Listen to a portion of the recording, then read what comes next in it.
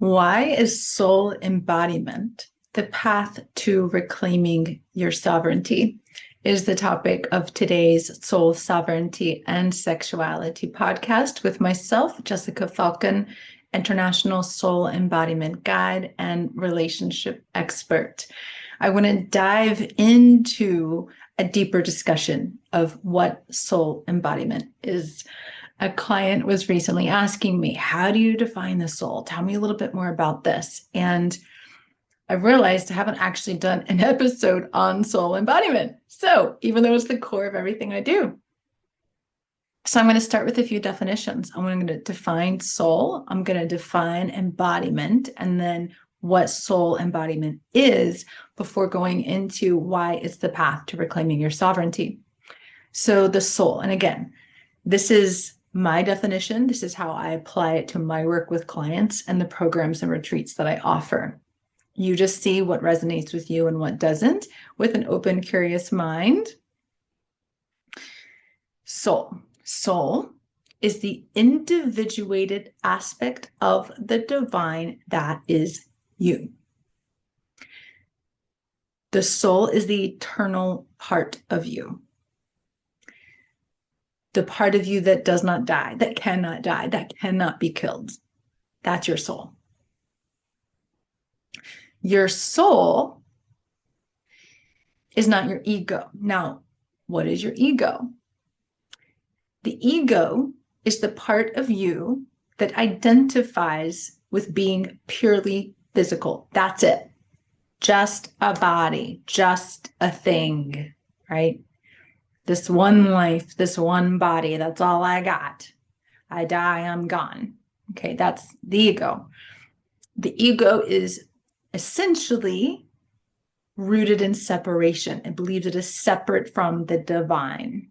It believes it is separate from love, which is why we have those wounds of shame and guilt and doubt and all of that, right? That's actually separation from our divinity. The ego is the part of you that identifies with a role.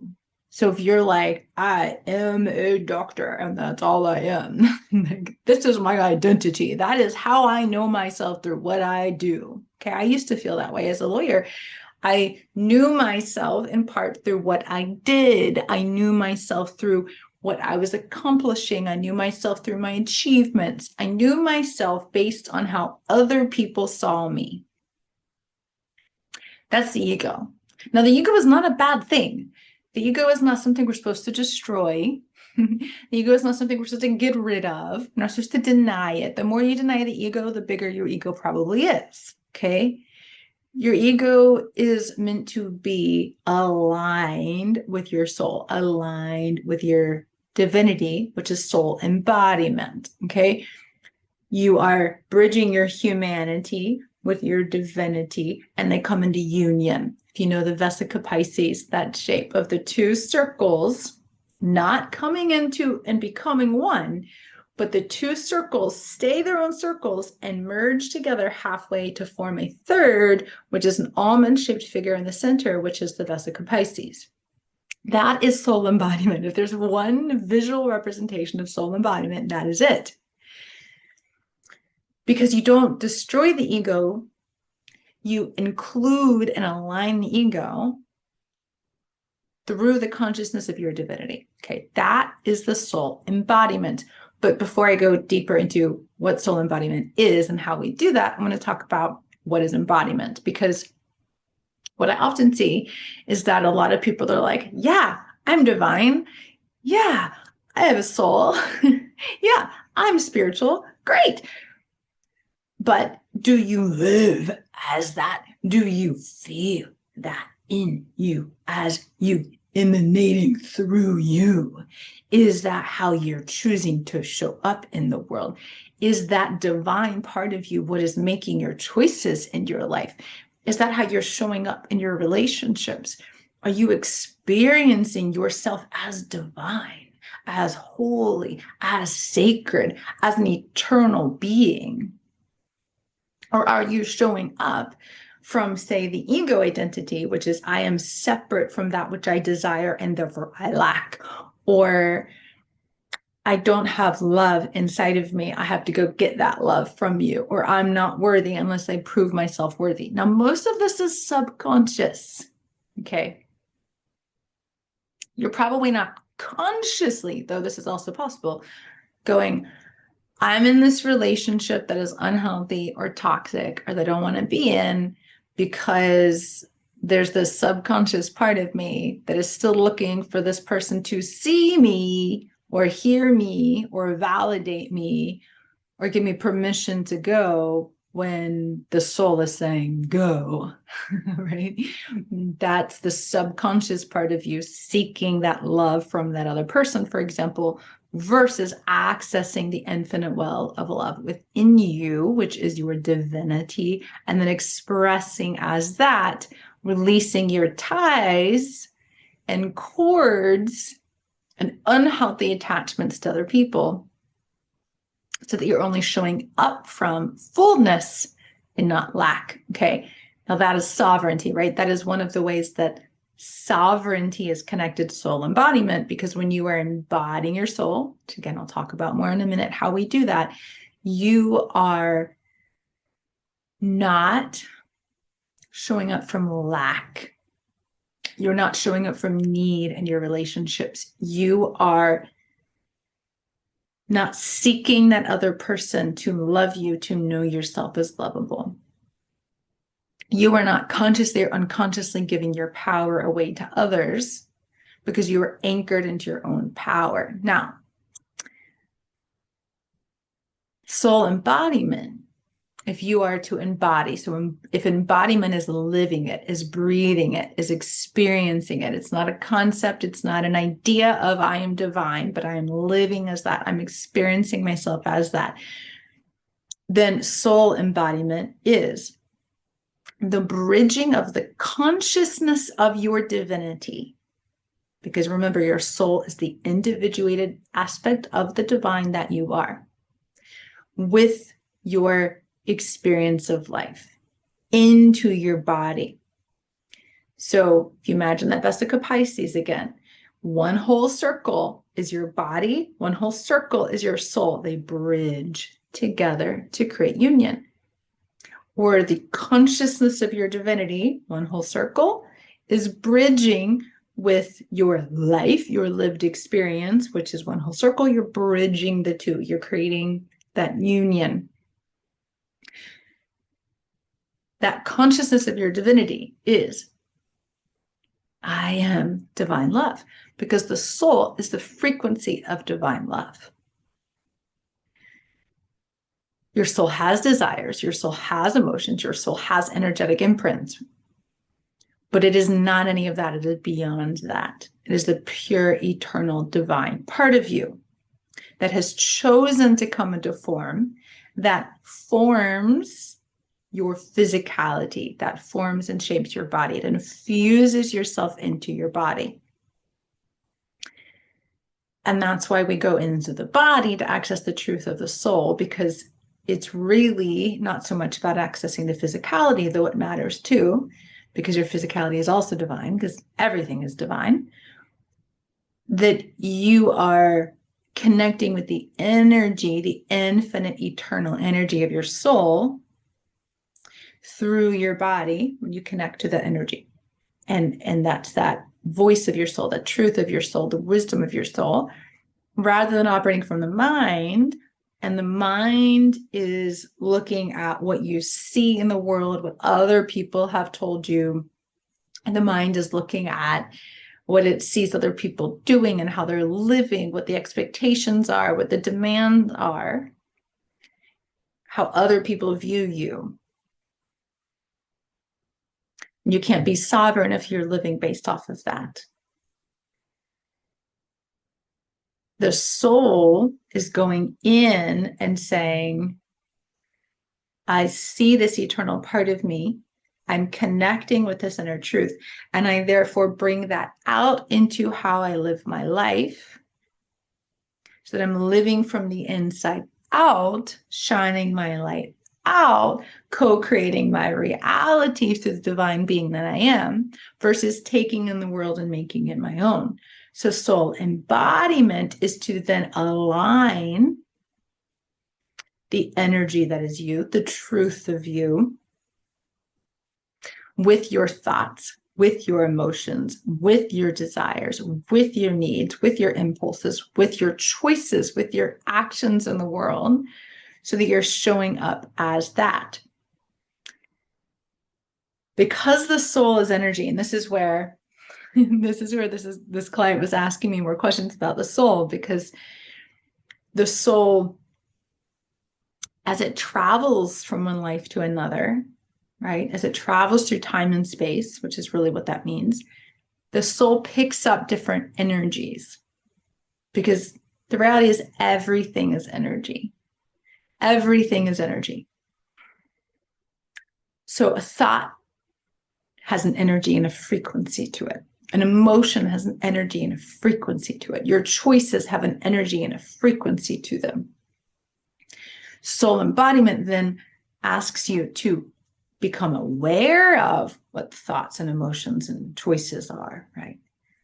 But more than that, to then align and attune to what is the truth of this? Is this mine? Is that thought in alignment with the truth of my divinity? As an example, to make this a little tangible, because soul embodiment is a very tangible experience, even though we have to understand these concepts to get there. If you are in a relationship, for example, in which the other person is not valuing who you are, you feel like you are overgiving. I've been there, right? Where you feel like they don't actually see you. What they love is not who you are, but what you do for them, how you make them feel. Very common, especially for women to feel that way, quite frankly, because for millennia, that is what created our value in relationship, and a lot of belonging and survival issues around that, passed down from generation to generation. Different episode, different topic. Then the work is to say, okay, I'm not being seen, or I don't feel like I'm being seen. How can I see me? What is the truth of this for me? Maybe you're in that relationship because your soul is healing karma that it has with that person. And you're in exactly the right place you need to be to pull your power back and go, I'm not going to wait for you to see me. I'm going to see me. Or you are in that relationship so that you can discover your inner truth, even though they're spewing untruth at you, right? This is such a unique inquiry for each person of, why am I tolerating this? How is this serving me? Is this in alignment with my soul and my value and my worth to be in this relationship? And if not, what are the subconscious beliefs or conscious beliefs within me that are keeping me tethered into a situation that is not actually in alignment with divine love? If I am not being treated with divine love, if I am not honored, if I'm not valued, why am I tolerating less than I deserve? These are the kinds of questions we have to ask ourselves to get to the subconscious beliefs, to get to the understanding of who and what we are and how we're showing up in the world to be in our sovereignty. Because soul embodiment, everybody has a soul. You cannot have a soul. My opinion, my experience, what I witness and see in the world, my way of viewing the world is that everything is divine. The dark, the light, all of it, everything, everybody. You cannot not have the divine in you if all is of the divine. So the things that we want to cast out of the divine, we are basically damning ourselves. We're casting ourselves out. If you know you have a soul, to embody it is more than just knowing it. It's aligning to that, choosing as that, living as that, breathing as that. And there are people who have a soul and are blind to the fact that they have a soul, which means they're usually blind to the fact that other people have a soul, and they're operating as purely physical beings, purely from ego, and they often will create destruction. Violence. I saw that as a criminal prosecutor. Those who commit crime against others generally lack empathy. Their hearts are not open. They are not recognizing the divine within themselves, and they're generally not recognizing the divine within the other, because if they did, they would realize if I harm you, I'm actually harming myself. Or I'm harming you because I'm in a state of lack, and lack is not the truth of my divinity. The divine does not lack, because the divine is the all. The divine is everything. Clearly, hopefully you get by now that when I talk about the divine, I'm not talking about a guy up in the sky looking down from the clouds, judging everybody and saying, you go to heaven, you go to hell. It is not my idea of God. That is not my idea of the divine. And I know that that belief system was very intentionally created for political reasons a few thousand years ago. Many before Christianity, but even before Judaism was a religion, this was created as a concept, as a way to control people, essentially. And so as you begin to embody your soul, to recognize yourself as divine, you show up that way, guess what? You can't be controlled, which is sovereignty. Sovereignty is to be your own authority. You are fully self-possessed. You belong to you. You sit on your own throne, not reigning over everybody else. You are the queen or king of your own domain. You are sitting on the throne of your own divinity. This is sovereignty. When you know you are sovereign, you cannot be owned or possessed or manipulated or controlled. Because nobody can have power over you when you are the one in power, when you're in your divine power, eternal power. And it's a kind of power that is not based on having power over others. Now, our society has defined power as having authority over others, which is a very wounded way of looking at power. I would say wounded masculine, but it's just a wounded way in general.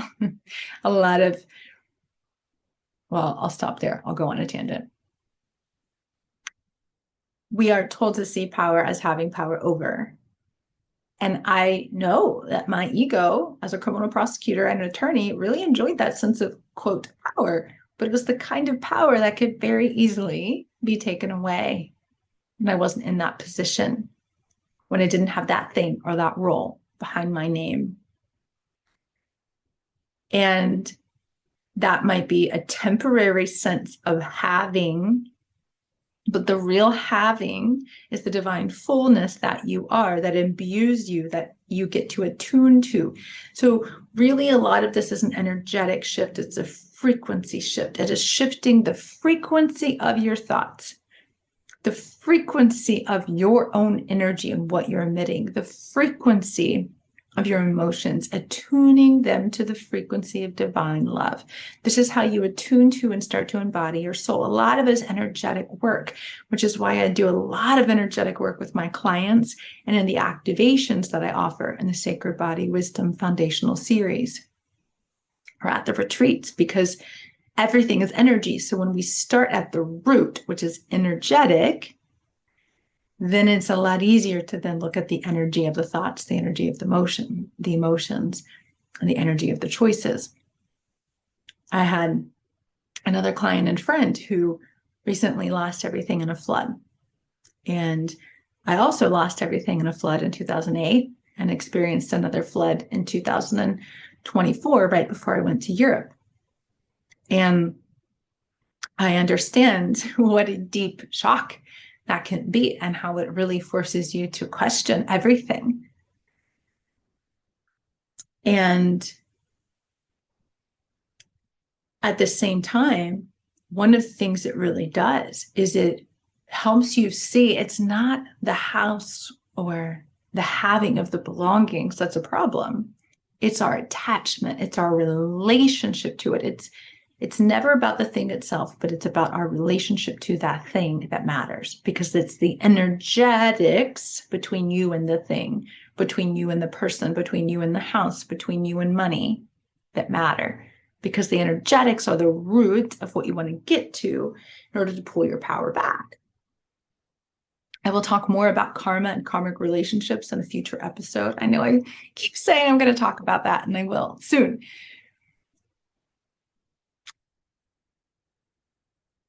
Because when you get to the energy and you shift that, everything else in your life shifts. So, for example, I'll go with the relationship again. If you're in a relationship, but you find yourself being really attached to that, I can't lose this, even though I'm hurting myself. Again, I've been there.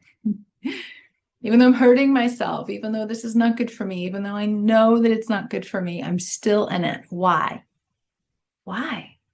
Why? That is the question. Why? Not out of blame, not out of judgment, not out of pointing the finger at yourself and saying you're doing something bad, but generally, why?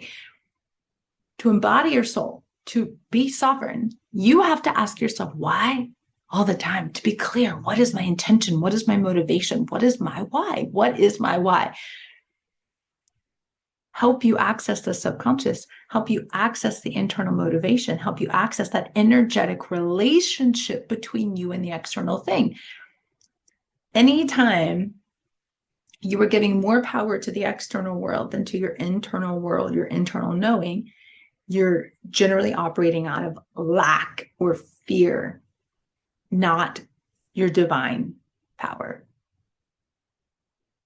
This is what I help my clients identify with laser precision when we're working together one-on-one, which I do have some new divine activation portals open where you can do 3, 6, or 9 sessions. And it includes that Sacred Body Wisdom series, which is 8 activations and embodiment practices, integration prompts to take you really deep into your soul, into embodying your soul, into reclaiming your sovereignty. So I'll put the link below. That's thepathtosovereignty.com if you want to access that, either the Divine Activation Portal or just do the Sacred Body Wisdom series. Because there aren't a lot of people out there talking about this. There's a lot of spirituality, right? A lot of new age talk, a lot of spiritual talk, even talk about sovereignty, talk about embodiment, talk about the feminine, talk about the masculine. But I don't see a lot of people truly understanding what it means to embody your soul, to embody your divinity, and how that shifts your relationships. Because when you embody your soul, why is that the path to sovereignty? When you embody your soul, your power is invincible. It doesn't mean you're not human. It doesn't mean you don't have vulnerabilities. It doesn't mean you don't have weaknesses. It doesn't mean you don't make mistakes. It doesn't mean you don't have feelings and rage and anger and all the things. It means that your power is invincible because you know that that power that is within you, that divine that you are, cannot be taken away, cannot be killed, cannot be destroyed. You are that powerful. Now, this scares so many people. It's scary to claim this level of power, but it's your truth. And for millennia, we've been told that we are not that. There's original sin, but guess what? Guess what? There can be no original sin. You cannot be born tainted and corrupt and sinful and bad. If you were born with the pure essence of the divine emanating itself in and through and as you. And so the work isn't to become divine. Soul embodiment isn't about becoming divine. You were already divine. You were already that. The work is to release and access and align and transmute the ways you have kept yourself separate from that, the ways you have denied that, and covered it up through shame and guilt and doubt and blame and unworthiness, powerlessness, fear, so that you reclaim your power from all the external sources and return it to where it belongs, inside of you. Which shifts how you show up in the world. You show up confident not because you've achieved things or you own things or you have things or other people see you as good or worthy. Because you decide who you are. Other people don't decide who you are. You decide who you are. You know your worth. You claim your space. You speak your truth because you're not afraid of being seen. You reveal the truth of who you are. Therefore, you can be loved for the truth of who you are. You don't hide. You don't play small. You don't apologize for who you are. But you do communicate from the heart because you see the other as much as you see yourself, and you place yourself equal to them, not above, not below. So you can experience true love, which is always both, which both people are seen, both people are heard, both people are heard, both people are valued. Both people feel free to be who they are because you don't have the cords and the attachments of the codependency, the toxicity. I need you to be that. I need you to be that. The demands and the expectations, because you're operating out of lack. Most relationships are operating out of lack. Codependency, conscious or unconscious. Sovereignty, when you are sovereign, you are whole and complete unto yourself. Remember that the whole circle, the other whole circle, two whole circles coming together, meeting in union. You are each whole and complete unto self, and you choose to come together and you co-create a new reality as that, as a couple, or your humanity, your divinity bridged, your masculine and your feminine bridged, right? That consciousness of the divine bridged with your life, how you show up in union. So really, this is about union. Because when you know that you are that, when you are in union with yourself, everything shifts. The ancient path to wholeness is the path of soul embodiment. And it can only be done through love, by activating the power of love within you.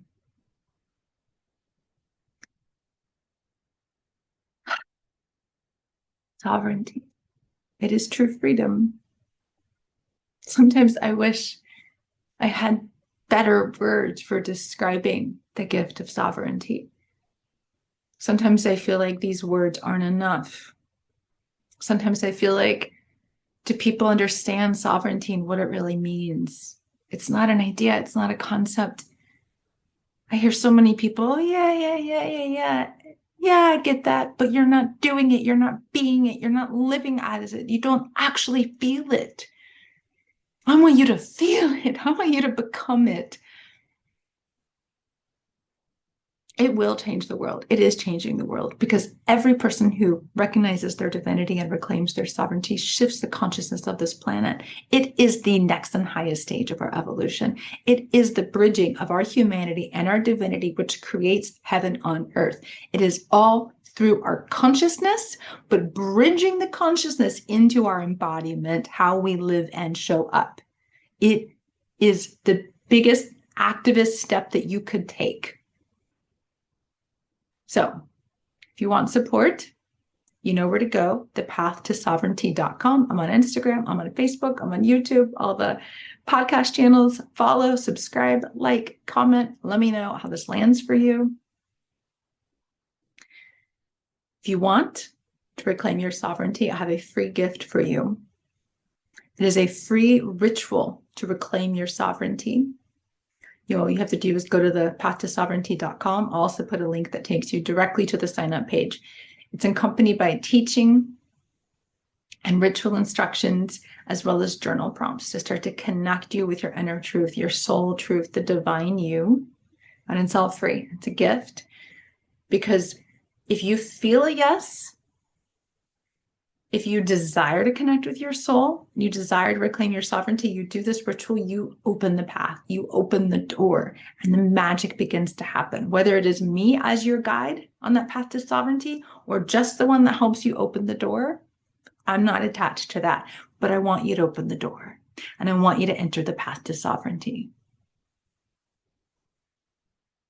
Because you coming into your divinity helps me. And me coming into my divinity helps you because we're all connected.